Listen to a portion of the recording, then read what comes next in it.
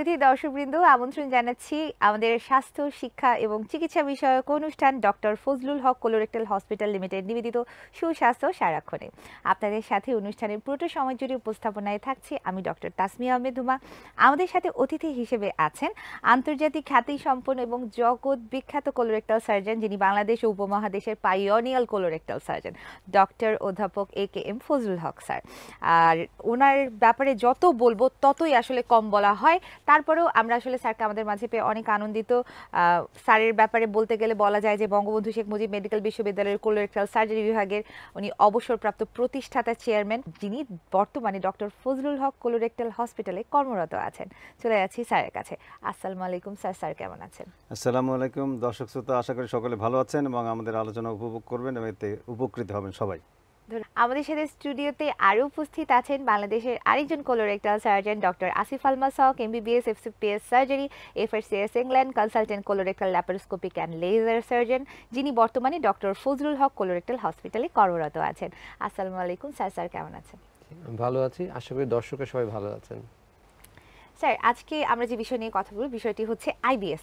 Sir, আমরা একটু জেনে নিই যে আইবিএস বিষয়টা আসলেই কি। আপনি প্রশ্ন করেছেন যে আইবিএস বিষয়টা কি। আইবিএস হচ্ছে ইরিটেবল বাওয়েল সিনড্রোম।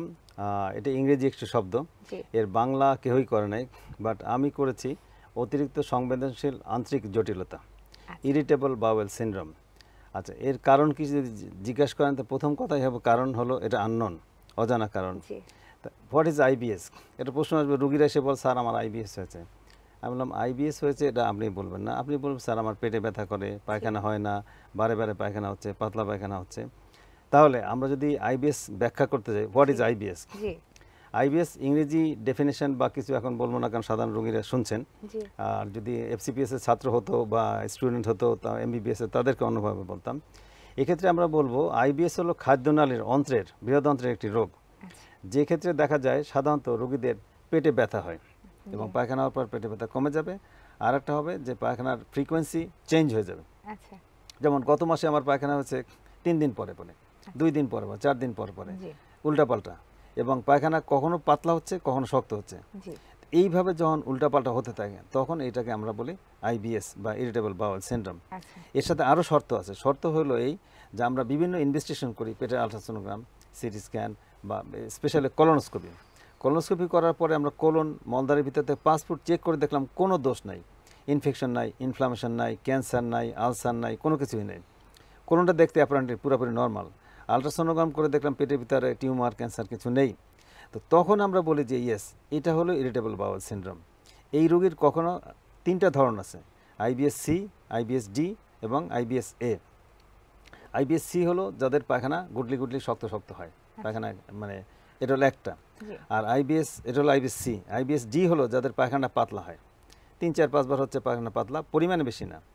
আর একটা হচ্ছে IBS A, alteration between constipation and diarrhoea. অর্থাৎ গত মাসে ছিলাম পাতলা পায়খানা, এর পরের মাসে হলো শক্ত পায়খানা। তাহলে এই 3 ভ্যারাইটির আইবিএস আছে। এছাড়া আইবিএস কথা বলতে গেলাম আমরা কয়েক ঘন্টা সময় লাগবে, অত ডিসকাশনে যেতে পারবো না। মাঝখানে একটু ডক্টর আসিফ স্যারকে একটু জিজ্ঞেস করব যে স্যার যে বললেন যে এক পায়খানার বিভিন্ন ধরন হতে পারে, কখনো পাতলা হতে পারে, কখনো শক্ত হতে পারে। তো আলটিমেটলি আমরা যাতে শক্ত পায়খানা না হয় সেটার জন্য কিছু স্ট্যান্ড নিতে পারি, বা পাতলা না হলে সেটার জন্য কিছু স্ট্যান্ড নিতে পারি, কিন্তু যাদের এরকম অল্টারনেট হয় তাদের জন্য আসলে কি করাটা উচিত? মানে এটার চিকিৎসা আমরা মানে প্রাইমারি লেভেলে আমরা কি করতে পারি স্যার? ধন্যবাদ আপনাকে। এরকম অল্টারনেশন অফ বাউল হ্যাবিট হওয়ার পিছনে একটা কারণ আছে।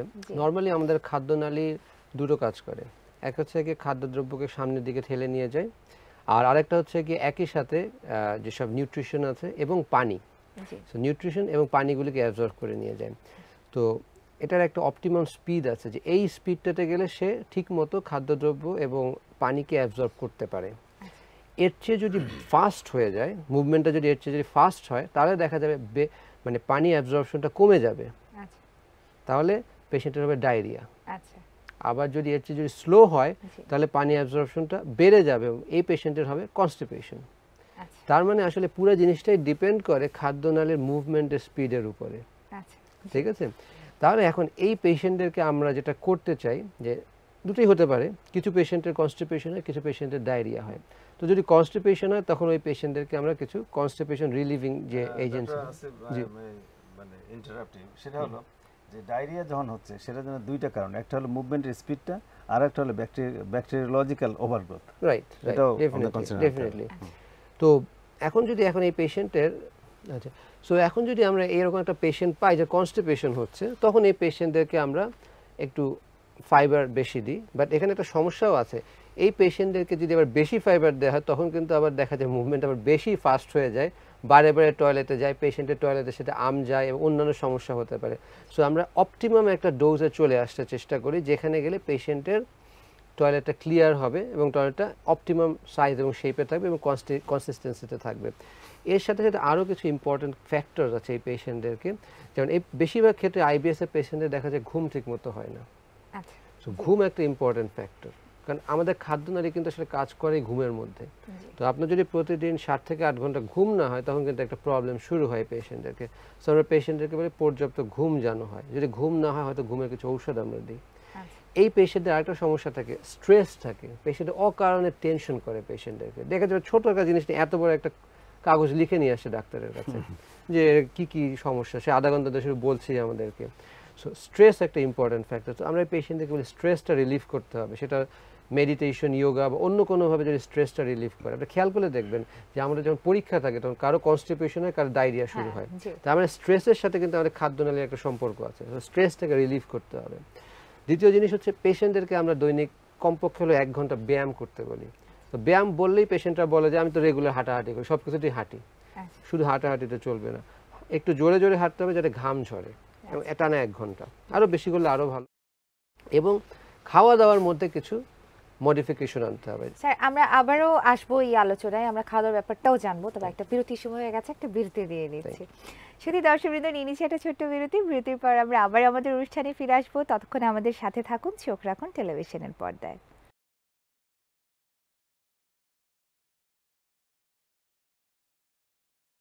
শুধু দর্শকবৃন্দ, বিরতির পর ফিরে এলাম সুস্বাস্থ্য সারাক্ষণ অনুষ্ঠানে। আমরা আজকে কথা বলছিলাম আইবিএস নিয়ে, চলে যাচ্ছি আলোচনায়। ডক্টর আসিফ স্যারকে জিজ্ঞেস করবো, স্যার আমরা খাদ্য নিয়ে কথা বলছিলাম। জি, তো খাদ্যদ্রব্যের মধ্যে আমরা পেশেন্টদেরকে বলি যে শাক জাতীয় খাবার কম খেতে, কারণ পেশেন্টে কিন্তু ডায়রিয়ার মতো আছে। তো শাক যদি বেশি খায় তাহলে কিন্তু আরও বেশি ডায়রিয়ার মতো হবে, টয়লেটের সময় যাবে, বারে বারে টয়লেট হবে। সো শাক খেলেও পরিমাণ মতো, কম না খেলে বেটার। দুধ জাতীয় খাবার খাওয়া যাবে না, কারণ দুধ খেলে বেশিরভাগ ক্ষেত্রে আইবিএস এর পেশেন্টদের প্রচুর সমস্যা হয়। এছাড়া গমের তৈরি খাবার দাবার যেমন আটা, ময়দা, এগুলিতেও কিন্তু প্রচুর ফাইবার জাতীয় জিনিস থাকে, এগুলি বা গ্লুটেন থাকে, এগুলিকে আমরা অ্যাভয়েড করতে পারি, কারণ এগুলি খেলেও প্রচুর গ্যাস হয়। এরপরে ইম্পর্টেন্ট জিনিস হচ্ছে পেশেন্টদেরকে অতিরিক্ত ভাজা পোড়া, অতিরিক্ত তেল, অতিরিক্ত চর্বি, অতিরিক্ত মশলা, এই টাইপের খাবারগুলিকে একটু অ্যাভয়েড করতে বলি। এগুলি অ্যাভয়েড করলে দেখা যায় পেট ঠান্ডা থাকে এবং পেশেন্ট কমফোর্টেবল ফিল করে। এটা তো গেল যেমন ডায়রিয়ার পেশেন্টদেরকে। আর ডায়রিয়ার পেশেন্টদেরকে আমরা কিছু মেডিকেশনে দিই, যদি এগুলির মাধ্যমেও যদি কাজ না হয়, কিন্তু রিকারেন্ট ডায়রিয়া হচ্ছে, দৈনিক দেখা যাচ্ছে 5 বার 6 বার করে টয়লেটে যাচ্ছে। বাইরে এই পেশেন্ট আরেকটা জিনিস বলে যে স্যার অনেক সময় আমরা খাওয়ার সাথে সাথেই টয়লেটে আসে, খেলাম সাথে সাথে দৌড় দিয়ে টয়লেটে যেতে হচ্ছে। এইসব পেশেন্টদেরকে ওই যে বললাম মুভমেন্টটা ফাস্ট হচ্ছে, তো মুভমেন্টটা স্লো করার জন্য কিছু ঔষধ আমরা দিয়ে দিই। তো সেই ঔষধগুলি খুব ভালো কাজ করে এই পেশেন্টদেরকে। আর যাদের ধরেন আপনার কনস্টিপেশন হচ্ছে তাদের ক্ষেত্রে আমরা অ্যাকর্ডিংলি ফাইবার বা কিছু সিরাপ আছে, এখন কনস্টিপেশন রিলিভিং অনেক ভালো ভালো ঔষধ আছে, সেগুলি আমরা ব্যবহার করি। বাট বেশিরভাগ ক্ষেত্রে আমরা যদি লাইফস্টাইল মডিফিকেশন করতে পারি এবং স্ট্রেসটা রিলিভ করতে পারি এই পেশেন্টদের ক্ষেত্রে, ন্যাচারালি কিন্তু পেশেন্টরা 90% ভালো হয়ে যায়। আর যে 10% থাকে তাদের ক্ষেত্রে আমরা কিছু ঔষধ দিয়ে থাকি। আচ্ছা, ধন্যবাদ স্যার। ফজলুল হক স্যারকে জিজ্ঞেস করব, স্যার এই ব্যাপারটার সাথে কি আসলে সার্জিক্যাল কোনো ট্রিটমেন্টের কানেকশন আছে? Very good. সার্জিক্যাল কানেকশন আছে কিনা, সেটা হলো আইবিএস আমরা বলেছি যে এটা কারণ অজানা। জি। এবং আইবিএস শব্দটা আমরা তখনই বলতে পারবো যখন আমি দেখব যে রোগীটার বিভিন্ন ইনভেস্টিগেশন করেছি। একটা রোগীর পেটে ব্যথা হচ্ছে, এটা কিন্তু ক্যান্সার হতে পারে। আমরা প্রথমে বলছি যে এই রোগীটার পেটে ব্যথা থাকবে। পেটে ব্যথা ক্যান্সার হলে, পেটে কোলনে ক্যান্সার হলে প্রধান সমস্যাই থাকে পেটে ব্যথা। আবার কোনো সময় কনস্টিপেশন হবে এবং কোনো সময় ডায়রিয়া হবে, কোলন ক্যান্সারের উপসর্গ।